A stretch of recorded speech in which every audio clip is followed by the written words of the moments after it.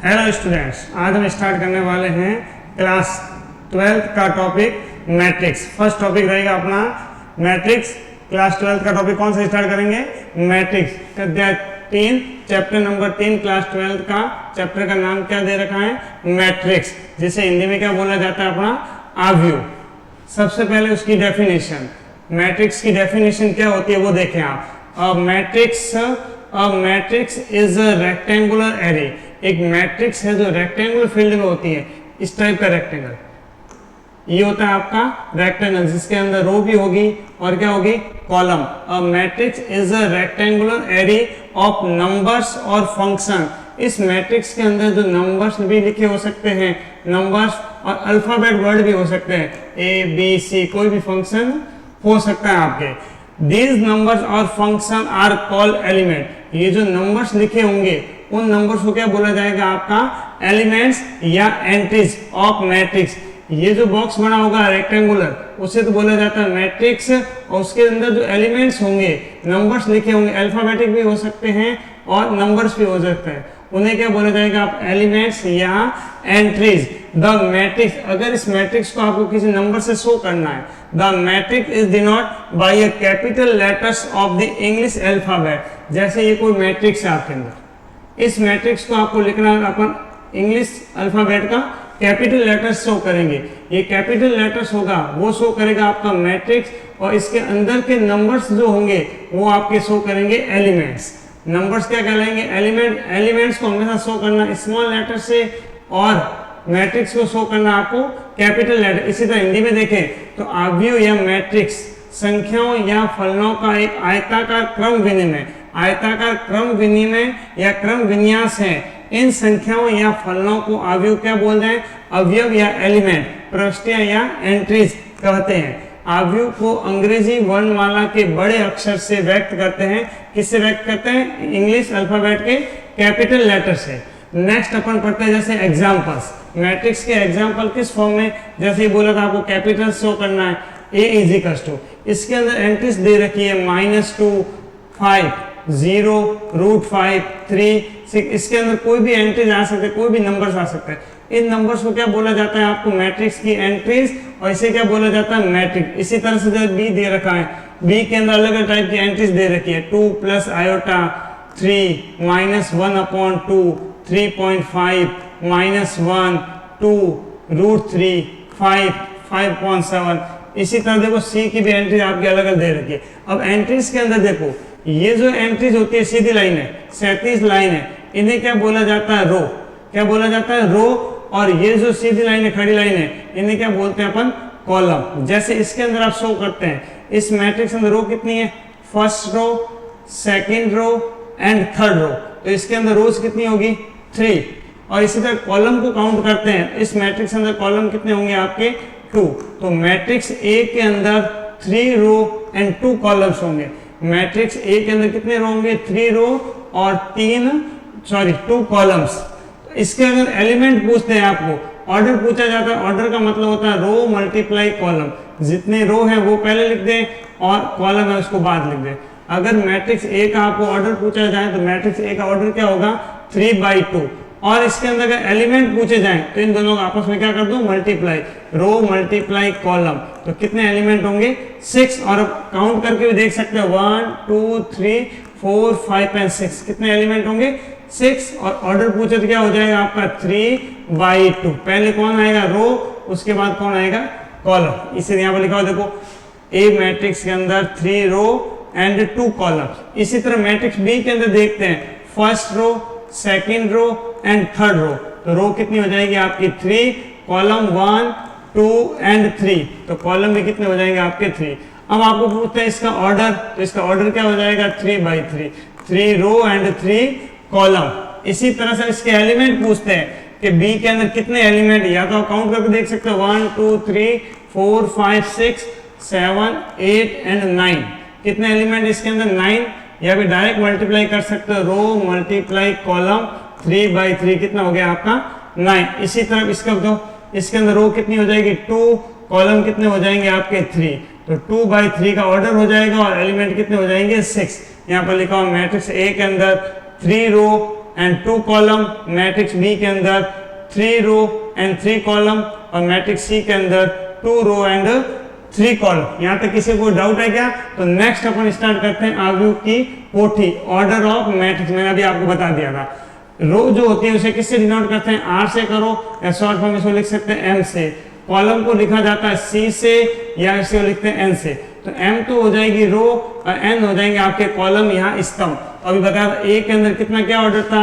3/2, तो एलिमेंट कितने हो गए आपके 6। बी मैट्रिक्स के अंदर कितना था? 3/3, तो एलिमेंट कितने हो जाएंगे? 9। देखो, और ये रही सी मैट्रिक्स, सी के अंदर कितने मैट्रिक्स है? 3, और ये भी कितने थे आपके? कॉलम भी 3। तो कितने एलिमेंट आ गए थे सी के अंदर? 3/3 कितना हो जाएंगे आपके? 3/3 इक्वल्स टू 9। ये हो जाएगा आपका बी का, और ये किसका हो जाएगा? सी का। नेक्स्ट देखते हैं आव्यूह के प्रकार, टाइप्स और मैट्रिक्स। अभी तक आपने पढ़ी थी मैट्रिक्स, अब इसके अलग अलग टाइप्स हो सकती है। फर्स्ट टाइप है कॉलम मैट्रिक्स। नाम से स्पष्ट हो रहा है इस मैट्रिक्स का नाम क्या है? कॉलम। स्तंभ मैट्रिक्स या कॉलम मैट्रिक्स, सीधा एक डेफिनेशन बता देता हूं आपको। कॉलम मैट्रिक्स क्या होती है? वह मैट्रिक्स जिसके अंदर ओनली 1 कॉलम हो। वह मैट्रिक्स जिसके अंदर क्या होता है? Only 1 column. और इसी तरह से अगर रो मैट्रिक्स देखते हैं तो क्या डेफिनेशन बनेगी? वह मैट्रिक्स जिसके अंदर ओनली 1 रो हो। कॉलम मैट्रिक्स डेफिनेशन क्या बनी? वह मैट्रिक्स जिसके अंदर ओनली 1 कॉलम हो। क्या हो? 1 कॉलम। जैसे यहाँ पर देख दिया 1 2 3 4, कितना बड़ा करो, कॉलम कितना होना चाहिए? ओनली 1 ही होना चाहिए। रो कितनी भी हो सकती है, कोई फर्क नहीं पड़ेगा, बट कॉलम कितना होगा आपका? ओनली 1। इसी तरह से अगर रो मैट्रिक्स देख सकते हैं, वह मैट्रिक्स जिसके अंदर ओनली 1 रो होती है। इसी तरह देखते हैं यहाँ पर 1 2 3 4 5 6, कितना भी करो, कॉलम कितने भी हो सकते हैं आपके, लेकिन रो कितनी होगी? ओनली 1। उसे क्या बोलते हैं? Row matrix. और जिस मैट्रिक्स के अंदर ओनली 1 कॉलम होता है उसे क्या बोला जाता है? Column matrix. समझ आ गया? रो मैट्रिक्स, कॉलम मैट्रिक्स क्या कहलाएगी? वह मैट्रिक्स जिसके अंदर ओनली 1 कॉलम हो उसे क्या बोलते हैं? Column matrix. और वह मैट्रिक्स जिसके अंदर ओनली 1 रो हो उसे क्या बोला जाता है? आपके रो मैट्रिक्स। नेक्स्ट डेफिनेशन देखते हैं अपन, स्क्वायर मैट्रिक्स। स्क्वायर मतलब, स्क्वायर आप समझते हो, जिसकी लेंथ और ब्रेथ दोनों क्या हो? इक्वल। तो यहाँ पर भी लेंथ को मान लिया अपने रो और ब्रेथ को क्या मान लिया? कॉलम। तो डेफिनेशन से पता चल जाए, नाम से भी क्या होगी डेफिनेशन? वह मैट्रिक्स जिसके अंदर नंबर्स ऑफ रो और नंबर्स ऑफ कॉलम क्या हो? इक्वल। मतलब आव्यूह में रो की संख्या और कॉलम की संख्या आपस में क्या होनी चाहिए? इक्वल। अगर रो 2 होती है तो कॉलम भी कितनी होनी चाहिए? 2। अगर रो 3 होती है तो कॉलम भी कितनी होनी चाहिए? 3। रो और कॉलम आपस में क्या होना चाहिए? इक्वल। तो क्या बनेगी स्क्वायर मैट्रिक्स की डेफिनेशन? वह मैट्रिक्स जिसके अंदर रो और कॉलम का नंबर्स क्या हो? इक्वल, उसे क्या बोला जाता है? Square matrix. अब आती है आपकी डायगोनल मैट्रिक्स, हिंदी में विकर्ण मैट्रिक्स। डायगोनल मैट्रिक्स या विकर्ण मैट्रिक्स, ये डेफिनेशन किसके ऊपर डिपेंड करेगी? वर्ग वाले के ऊपर, मतलब स्क्वायर वाले के अंदर। डायगोनल होने के लिए, किसी भी मैट्रिक्स को डायगोनल होने के लिए पहले स्क्वायर मैट्रिक्स होना जरूरी है। किसी भी मैट्रिक्स को डायगोनल होने के लिए पहले किसका होना जरूरी है? Square matrix. इसका मतलब इस डायगोनल मैट्रिक्स भी वही होगी जिसके अंदर रो और कॉलम क्या होता है? इक्वल। यहाँ पर 2 रो एंड 2 कॉलम, यहाँ पर 3 रो और 3 कॉलम। लेकिन आगे कंडीशन देखते हैं, वह square matrix, diagonal matrix definition क्या बनेगी? वह स्क्वायर मैट्रिक्स जिसके अंदर डायगोनल को छोड़कर, ये वाला पेयर आपका डायगोनल कहलाता है। डायगोनल को छोड़कर बाकी जितने भी एलिमेंट होते हैं वो सारे क्या होने चाहिए? आपके 0। तो डायगोनल मैट्रिक्स की डेफिनेशन क्या बनेगी? वह मैट्रिक्स जिसके अंदर डायगोनल के एलिमेंट को छोड़ दे, बाकी रिमेनिंग जितने भी एलिमेंट होने चाहिए वो सारे क्या होने चाहिए? 0। यहाँ पर देखते हैं मैट्रिक्स है, ये रहा आपका डायगोनल। डायगोनल के रिमेनिंग एलिमेंट कौन कौन से रहे? ये वाले, ये क्या हो जाएंगे? 0 एंड 0। यहाँ पर भी देखते हैं, ये आपका क्या कहलाएगा? डायगोनल। रिमेनिंग जितने भी एलिमेंट होते हैं वो सारे क्या होंगे? 0। समझ आ गया? नेक्स्ट अपन देखते हैं स्केलर मैट्रिक्स या अदिश मैट्रिक्स। वही सेम, ये भी क्या होगी? डायगोनल। तो फर्स्ट क्या थी आपके? स्क्वायर। स्क्वायर के बाद आपने क्या पढ़ी थी? डायगोनल। डायगोनल के बाद अब क्या आ जाएगा? स्केलर। अब स्क्वायर क्या बताई थी आपको? जिसके अंदर numbers of row and numbers of column क्या होते हैं? इक्वल। डायगोनल के अंदर क्या बताया था? जिसके अंदर डायगोनल के एलिमेंट को छोड़ दे, बाकी सारे एलिमेंट क्या होने चाहिए थे? 0।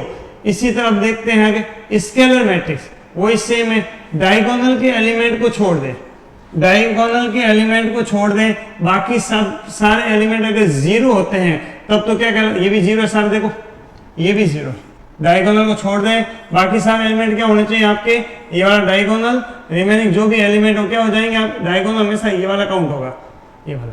डायगोनल को छोड़ दें, बाकी सारे एलिमेंट अगर जीरो हैं तो क्या कहलाएगा आपका डायगोनल मैट्रिक्स। अब आता है आपका स्केलर मैट्रिक्स, तो डायगोनल को छोड़कर बाकी सारे एलिमेंट आपके इक्वल आने चाहिए।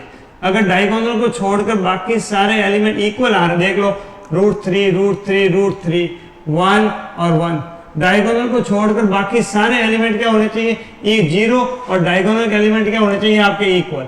वहां पर क्या था लास्ट टाइम, देखो डायगोनल के एलिमेंट अलग अलग हो सकते हैं, लेकिन बाकी एलिमेंट क्या, डायगोनल एलिमेंट 1 2 3, बाकी एलिमेंट कितना है 0, तब तो कौन सा हो जाएगा आपका डायगोनल मैट्रिक्स। लेकिन इसके अंदर क्या है, डायगोनल के एलिमेंट आपके क्या होने चाहिए इक्वल, डायगोनल वाला एलिमेंट इक्वल होने चाहिए, बाकी एलिमेंट क्या होने चाहिए 0, वो क्या कहलाएगा आपके स्केलर एलिमेंट। लिखा हुआ यदि किसी विकर्ण आव्यूह में विकर्ण के अवयव समान, विकर्ण के सारे एलिमेंट क्या होने चाहिए समान, डायगोनल के जो भी एलिमेंट है सारे क्या होने चाहिए सेम, लेकिन बाकी वाले एलिमेंट क्या होने चाहिए 0, वो क्या कहलाएगा स्केलर मैट्रिक्स। नेक्स्ट होता है आइडेंटिटी मैट्रिक्स, मतलब तत्समक आव्यूह।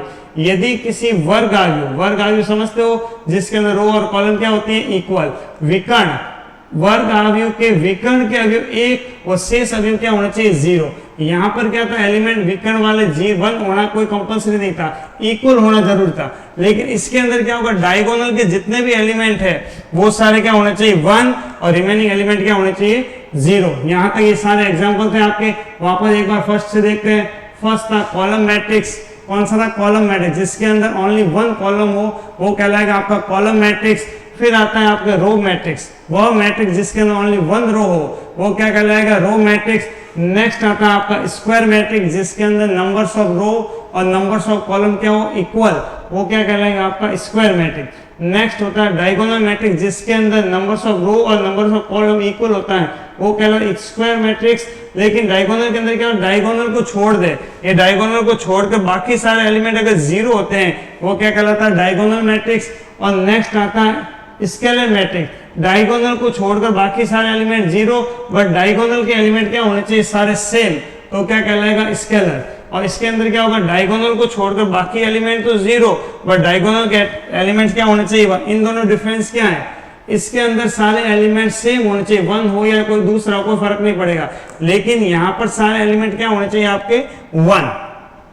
नेक्स्ट पढ़ते हैं जीरो मैट्रिक्स। नाम से पता चल जाता है जीरो मैट्रिक्स का मतलब जीरो मैट्रिक्स, शून्य मैट्रिक्स, वह मैट्रिक्स जिसके अंदर सारे एलिमेंट कितना होने चाहिए 0, चाहे 2x2 का एलिमेंट हो चाहे 3x3 का ऑर्डर हो, लेकिन सारे एलिमेंट अगर 0 हैं तो उसे क्या बोला जाता है जीरो में। ये सारी डेफिनेशन आपके कंप्लीट। नेक्स्ट अपन पढ़ते हैं अवयव की समानता। दो अवयव आपको दे रखे होंगे, अब वो दो अवयव इक्वल है या नहीं है, मैट्रिक्स सेम है या अलग है, उसके लिए देखते हैं। जैसे एक मैं एग्जांपल लेता हूं, यहाँ पर लिया हुआ ए में क्या दे रखा है 1 0 3 4, बी के अंदर क्या दे रखा है 1 0 3 एंड 4। अब देखो इन दोनों को अगर कंपेयर किया जाए, फर्स्ट रो में 1 0, यहाँ पर भी 1 0, देन 3 4, देन 3 4, तो ए के जितने भी एलिमेंट हैं वो सारे किसके इक्वल है बी के, तो देन क्या हो जाएगा ए इक्वल्स टू बी।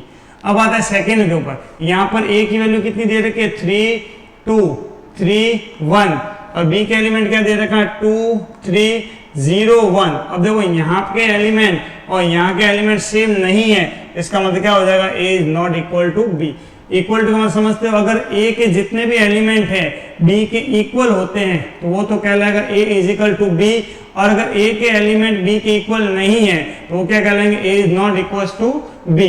नेक्स्ट अपन स्टार्ट करते हैं एक्सरसाइज 3.1। यहाँ तक किसी को doubt?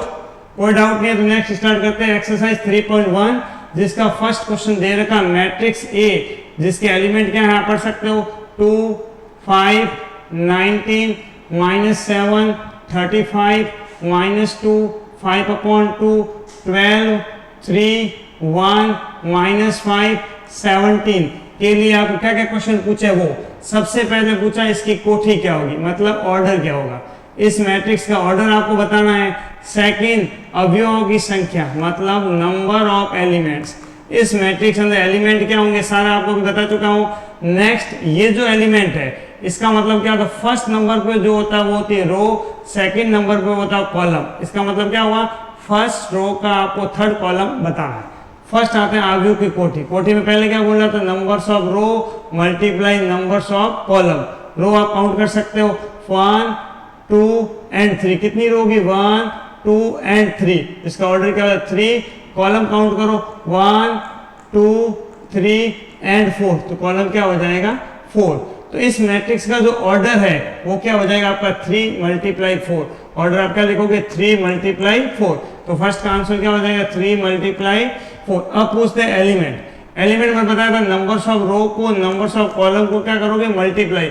Numbers of row multiply numbers of column. Numbers of row 3, numbers of column 4।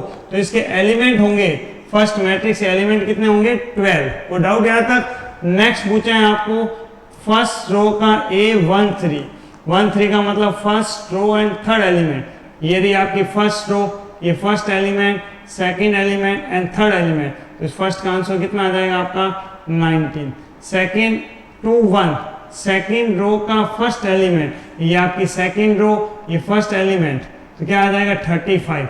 Then third row का third element, third row third element क्या होगा 1 2 एंड 3। थर्ड एलिमेंट क्या हो जाएगा -5। तो इसका आंसर हो जाएगा आपका -5। देन सेकंड रो का फोर्थ एलिमेंट आप बताएं, सेकंड रो का फोर्थ एलिमेंट क्या होगा, क्या होगा बताएं आप, सेकंड रो फोर्थ एलिमेंट कितना हो जाएगा आपका 12। नेक्स्ट देखते हैं second row and third element. Second row का थर्ड एलिमेंट क्या हो जाएगा 5/2। तो डाउट है फर्स्ट में ऑर्डर, सेकंड में एलिमेंट, थर्ड में क्या होगा, जो एलिमेंट आपको पूछे उनकी वैल्यू। ये था इसका आंसर। फर्स्ट का आंसर क्या था 3 × 4। सेकंड नंबर्स ऑफ एलिमेंट 3 × 4 को मल्टीप्लाई करके कितना हो गया 12। और ये सारे एलिमेंट A1 3 19, A2 1 35। इसी तरह रिमेनिंग जो भी एलिमेंट तो अपने फाइंड करना आपको बता दिया। Next question number second. Question number second में क्या पूछा है, यदि किसी मैट्रिक्स या आव्यूह में 24 एलिमेंट है, जैसे अभी आपने मैट्रिक्स की थी ये 1 2 4 5 जो भी एलिमेंट, अब इसका ऑर्डर कितना है 2 और 2 रो एंड 2 कॉलम। तो एलिमेंट कितने हो गए 4। मतलब नंबर्स ऑफ रो को नंबर ऑफ कॉलम से अगर मल्टीप्लाई करते हैं तो आंसर क्या आता है नंबर ऑफ एलिमेंट। लेकिन इसने आपको क्या पूछा है, इस एक ऐसी मैट्रिक्स है जिसके अंदर 24 एलिमेंट आपको दे रखे हैं। अब आपको बताना उसके अंदर कितनी रो हो सकती है और कितने कॉलम हो सकते हैं। फर्स्ट का जस्ट अपोजिट किया है। फर्स्ट में क्या बोला था, एलिमेंट दे रखे थे, मैट्रिक्स दे रखी थी, आपको एलिमेंट बताने थे। अब यहाँ पर एलिमेंट दे रखा है, आपको क्या बताना उसकी मैट्रिक्स। तो ऐसे 24 रो और कॉलम दोनों को मिलाकर कितना दिया हुआ है 24। अब रो इनटू कॉलम करेंगे तो क्या आएगा आपका आंसर 24 आना चाहिए। तो दो ऐसे नंबर बताए जिनको मल्टीप्लाई करने पे क्या आना चाहिए 24। जैसे अपन लेते हैं 1 × 24, मतलब ऐसी मैट्रिक्स जिसके अंदर 1 रो हो और 24 कॉलम हो तो उसके अभी भी कितने होंगे एलिमेंट 24। इसका जब अपोजिट करते हैं, अगर 24 × 1 करते हैं तो भी कितना आता है 24। तो ये भी मैट्रिक्स हो सकते हैं जिसके अंदर 24 क्या हो आपके रो और 1 क्या हो कॉलम, वो भी किसके एलिमेंट होंगे 24। देन अगर 2 से स्टार्ट करते हैं 2 × 12, 2 रो 12 कॉलम, 12 × 2 12 रो 2 कॉलम। इसके अलावा बता सकते हो 3 × 8, 8 × 3, 4 × 6, 6 × 4। तो ये सारे ऐसे नंबर है जिनको मल्टीप्लाई करने में कितना आएगा 24।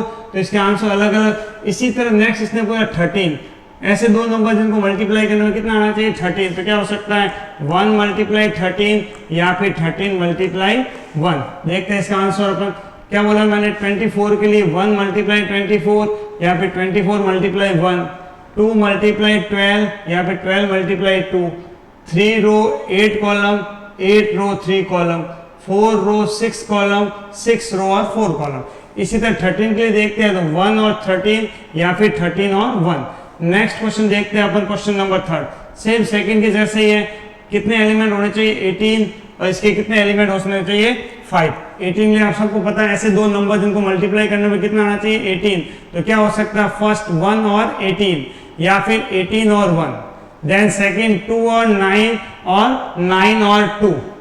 ये लिखा हो देखो 1 और 18, 18 और 1, 2 और 9 और 9 और 2, फिर क्या होगा 3 और 6 और 6 एंड 3, 3 6 एंड 6 3।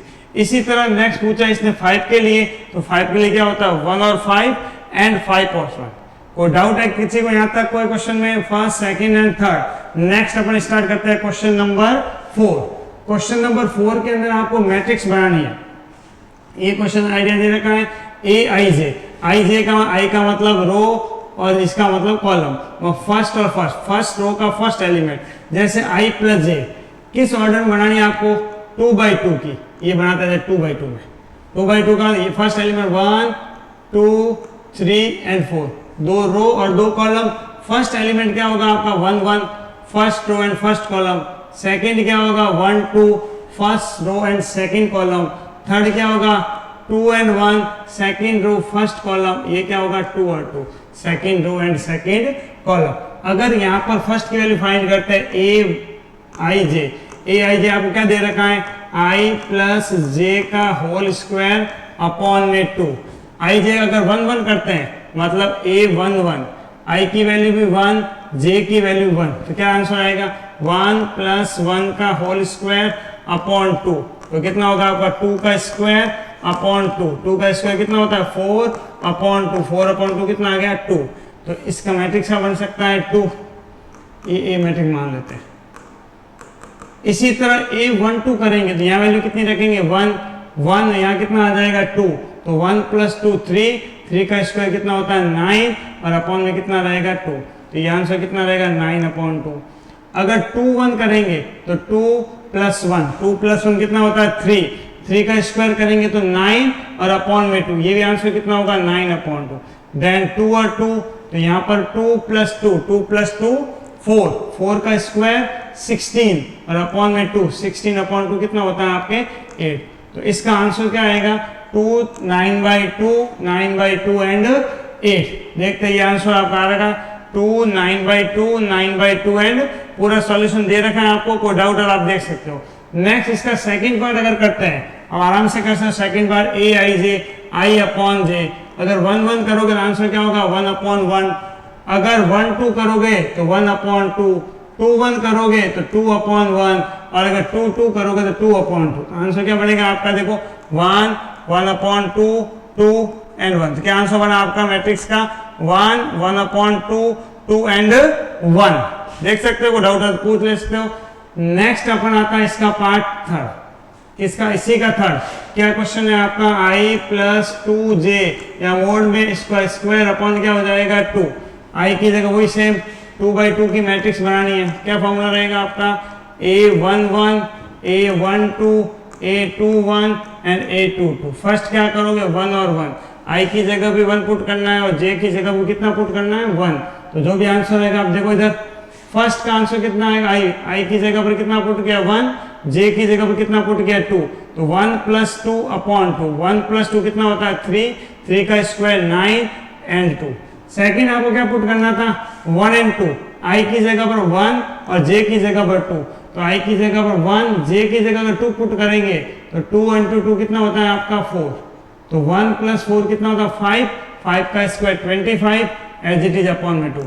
इसी तरह से A21 फाइंड करेंगे तो आंसर कितना आएगा 8, A22 फाइंड करेंगे आंसर कितना आएगा 18। A21 का मतलब आई की जगह आपको 1 पुट 2 पुट करना है और जे की जगह पे कितना पुट करना है 1। इसी तरह यहाँ पर आई की जगह पे 2 पुट करना है और जे की जगह पे कितना पुट करना है 2। कोई डाउट है यहाँ पर किसी को क्वेश्चन में? नेक्स्ट स्टार्ट करते हैं अपने क्वेश्चन नंबर 5। वही सेम है जैसे क्वेश्चन नंबर 3 किया था, वहां पर ऑर्डर कितना था 2 × 2 का, और इसके अंदर ऑर्डर कितना है 3 × 4 का, मतलब 3 रो और 4 कॉलम होने चाहिए, 3 रो एंड 4 कॉलम 1 2 3 4। या लिख सकते हैं A11 A12 A13 A14।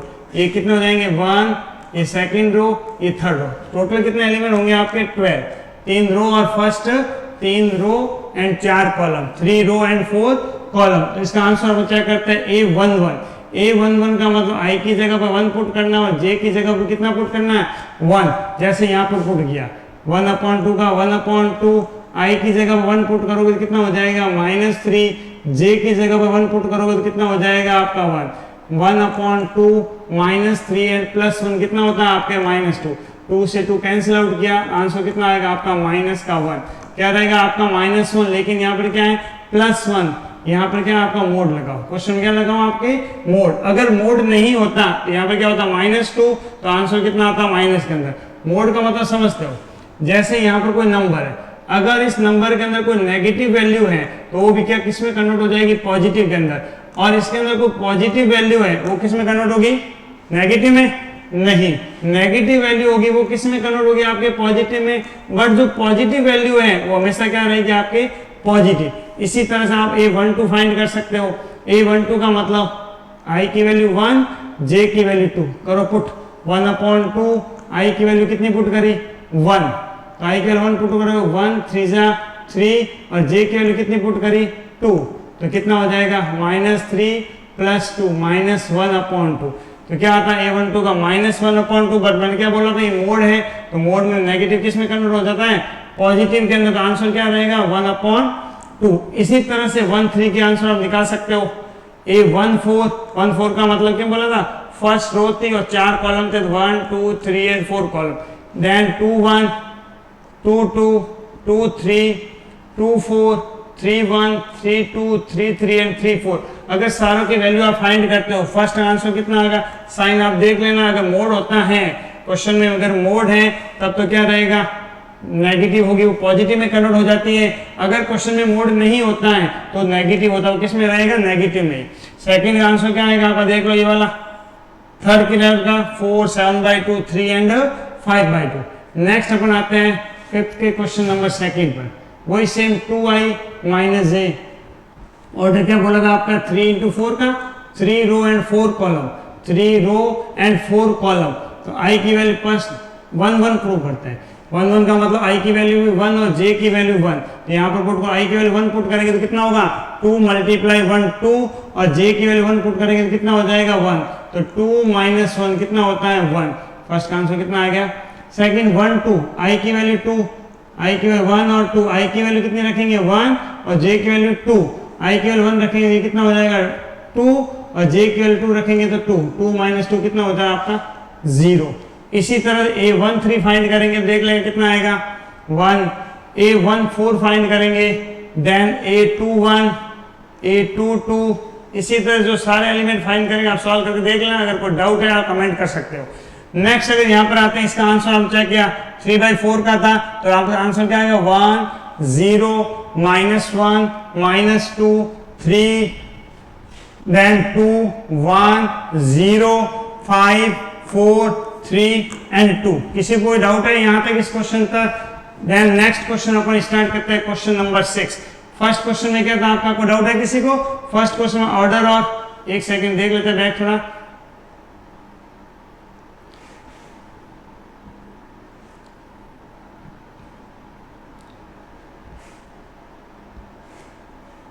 First question में आपको मैट्रिक्स दे रखी थी, उसके अंदर आपको ऑर्डर फाइंड करना था, एलिमेंट फाइंड करने थे, और कौन सा ऑर्डर, कौन सी रो का कौन सा एलिमेंट है उसका आंसर आपको बताना होगा।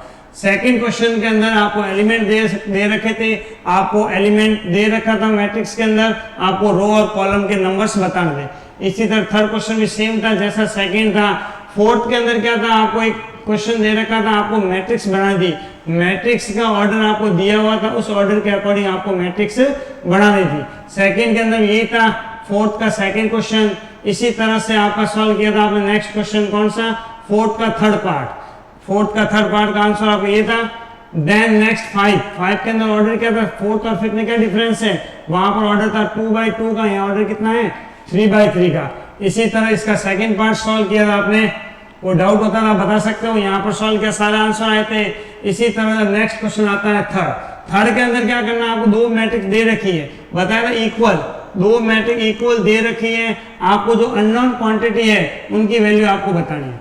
फर्स्ट दे रखा है ये मैट्रिक्स ए मान लेते हैं, ये मैट्रिक्स आप मान लेते हो बी, तो ए और बी इक्वल है, इसका मतलब इसके सारे एलिमेंट इसके क्या होंगे इक्वल।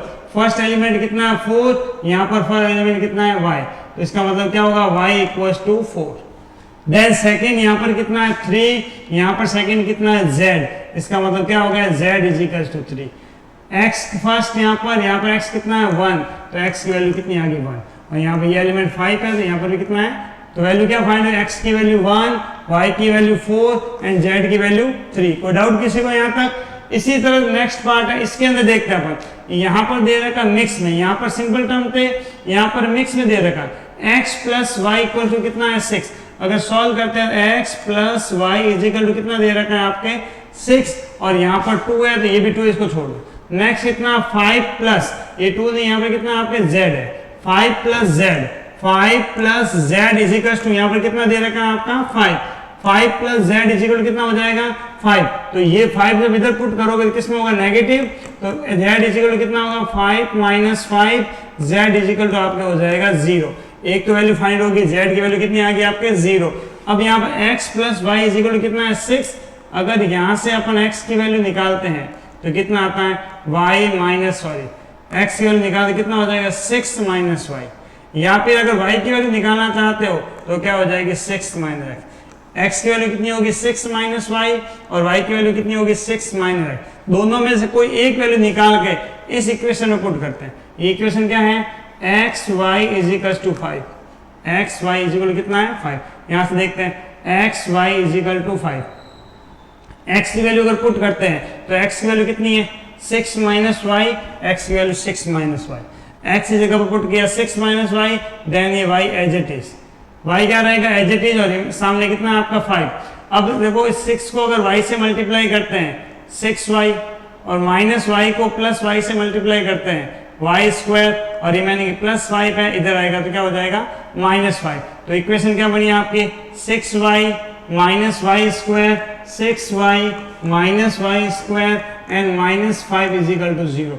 अब सबसे पहले टर्म आता है स्क्वायर का टर्म, स्क्वायर टर्म कितना माइनस वाई स्क्वायर, उसके बाद कितना आएगा 6y और देन कितना आएगा माइनस 5। ये आपकी एक इक्वेशन बनी है क्वाड्रेटिक इक्वेशन, द्विघात समीकरण। लेकिन द्विघात समीकरण में क्या होता है स्क्वायर का टर्म होता है वो हमेशा क्या होना चाहिए पॉजिटिव। ये क्या दे रखा है नेगेटिव, या तो क्या करो इनमें सब में से माइनस कॉमन ले लो तो सबके साइन क्या होंगे ऑटोमेटिक चेंज हो जाएंगे। ये अगर नेगेटिव है तो क्या हो जाएगा पॉजिटिव, देखो वाई स्क्वायर क्या हो गया आपके प्लस का वाई स्क्वायर, ये प्लस का 6y है तो क्या हो जाएगा आपका माइनस का 6y, और ये क्या जाएगा माइनस का 5 है तो क्या हो जाएगा आपका प्लस का 5। तो इक्वेशन क्या बनी आपकी Y square minus 6y plus 5। ये कैसी इक्वेशन है आपके क्वाड्रेटिक इक्वेशन, 10th क्लास में आपने पढ़ा होगा।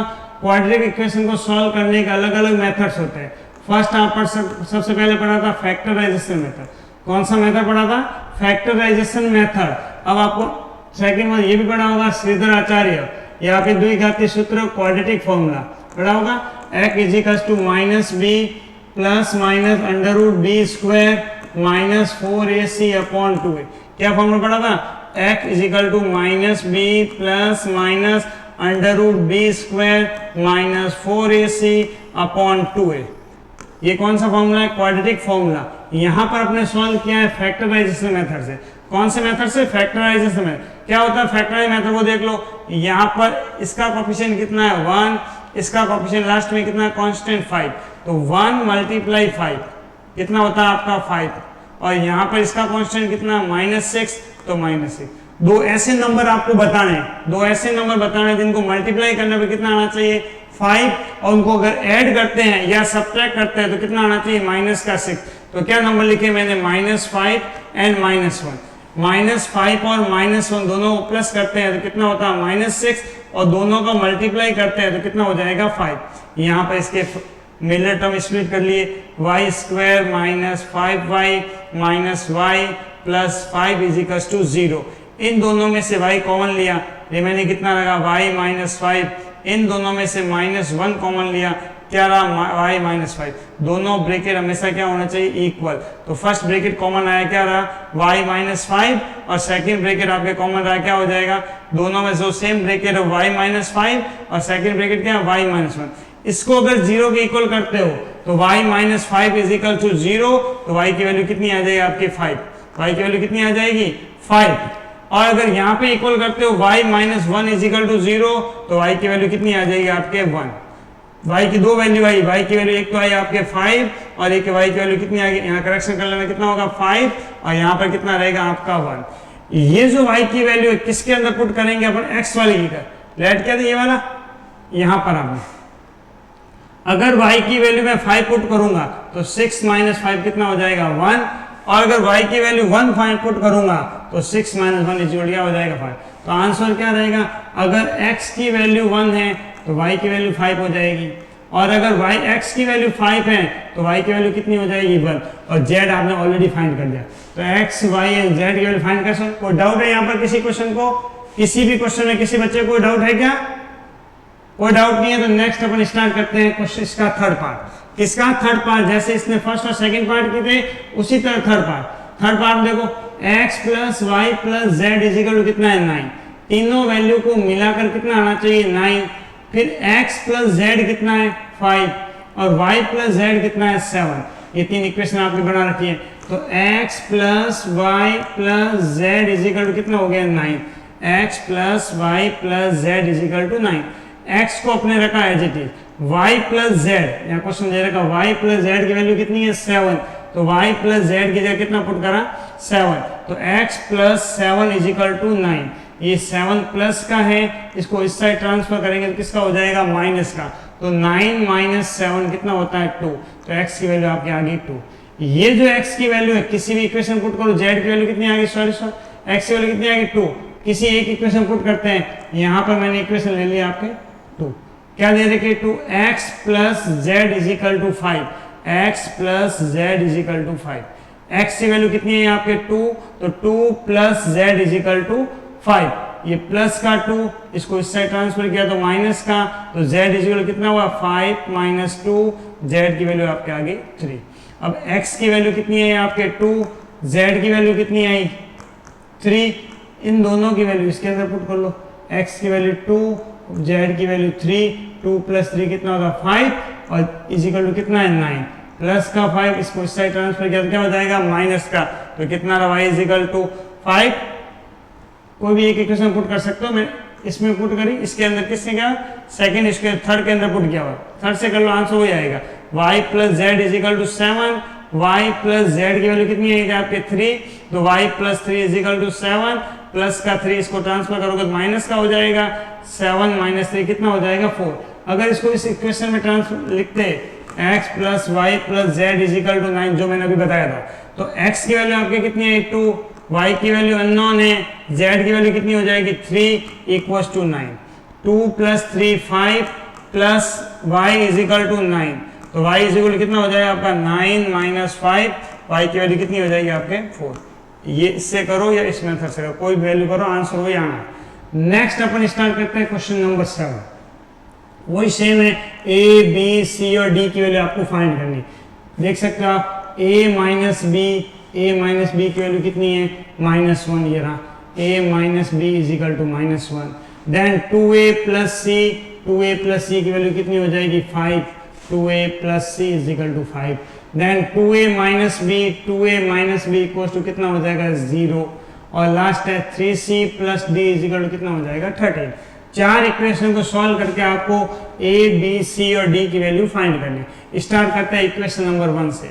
इक्वेशन 1 क्या दे रखा है, a minus b is equal to -1, a b की वैल्यू यहाँ से देखो, a माइनस का माइनस, b की वैल्यू अगर यहाँ से फाइंड करते हैं, कौन सी इक्वेशन है ये, इक्वेशन नंबर 3, क्या दे रखा है 2a minus b is equal to 0, तो 2a माइनस का भी ट्रांसफर किसमें हो जाएगा प्लस के अंदर, मतलब b का मतलब क्या है a का double, 2a is equal to किसके इक्वल है b के, तो a का तो a माइनस b की जगह क्या लिख सकते हैं आप 2a, तो a minus 2a is equal to -1, तो माइनस a में से इसको माइनस करा माइनस a रहेगा और इधर कितना रहेगा -1, माइनस से माइनस कैंसिल हो गया, तो a की वैल्यू कितनी आ गई 1, a की वैल्यू कितनी आ गई 1, a की वैल्यू इस इक्वेशन में पुट करता जो अभी आपने निकाली थी, तो b इज इक्वल कितना हुआ 2 इंटू 1, तो b की वैल्यू कितनी हो जाएगी 2, a की वैल्यू 1, b की वैल्यू 2।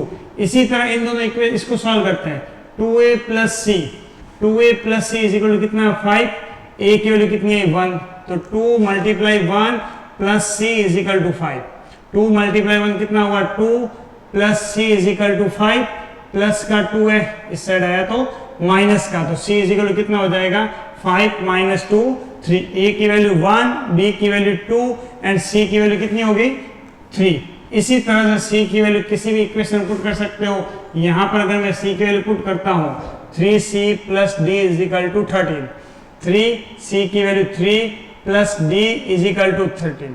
3 मल्टीप्लाई 3 कितना हुआ आपके 9, 9 plus D is equal to 13, plus का 9 इस साइड आएगा तो माइनस का, तो D इज इक्वल टू कितना हो जाएगा 13 माइनस 9 कितना हो गया 4। A की वैल्यू 1, B की वैल्यू 2, 3 की वैल्यू 3 एंड D की value 4। A B C and D। अब क्वेश्चन का नंबर करते हैं 8।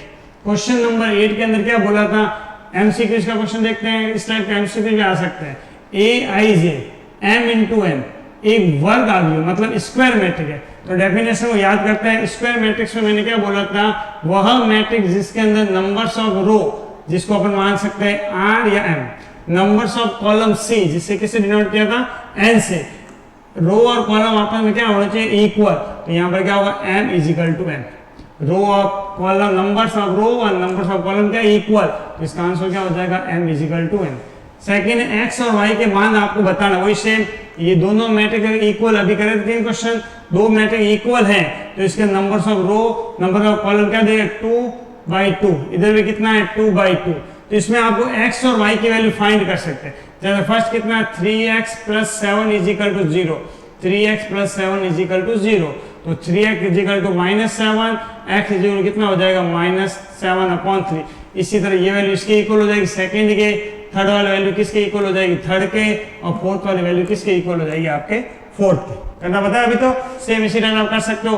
लास्ट क्वेश्चन है 3 मल्टीप्लाई 3 कोटि के ऐसे आव्यूहों की कुल कितनी संख्या होगी जिससे कि प्रत्येक की प्रविष्टि कितनी हो 0 और 1। दो ही प्रविष्टि होनी चाहिए 0 और 1, या तो मैट्रिक्स पूरे के अंदर 0 एलिमेंट आना चाहिए या फिर सारे कितना आना चाहिए 1, या फिर 0 और 1 दोनों मिक्स होने चाहिए। तो अपना एलिमेंट कितने 2 एलिमेंट्स है, कौन से 2 एलिमेंट है 0 और 1, तो कितने हो गए आपके 2। अब यहाँ पर ऊपर क्या होता है 2 की पावर n, एक फॉर्मूला होता है 2 की पावर n, 2 का मतलब यहाँ पर कौन से नंबर होते हैं जितने एलिमेंट मैट्रिक्स के अंदर आपको लेने हैं, और ऊपर क्या होगा मैट्रिक्स का ऑर्डर, 2 ऊपर मैट्रिक्स का क्या होगा ऑर्डर पावर में, मैट्रिक्स का ऑर्डर में नंबर्स ऑफ रो कितनी है, नंबर्स ऑफ कॉलम कितनी है, तो यहाँ पर इसने ऑर्डर दे रखा है 3 मल्टीप्लाई 3, 3 मल्टीप्लाई 3 कितना होता है 9, तो 2 की पावर 9, तो आंसर क्या होगा 2 की पावर 9। इसको सॉल्व करके आप देख सकते हो क्या आएगा ये वाला। आज के लिए इतना ही हमने कंप्लीट की है टोटल एक्सरसाइज 3.1 क्लास 12 का चैप्टर नंबर 3 मैट्रिक्स। को डाउट होगा पूछ सकते हो कमेंट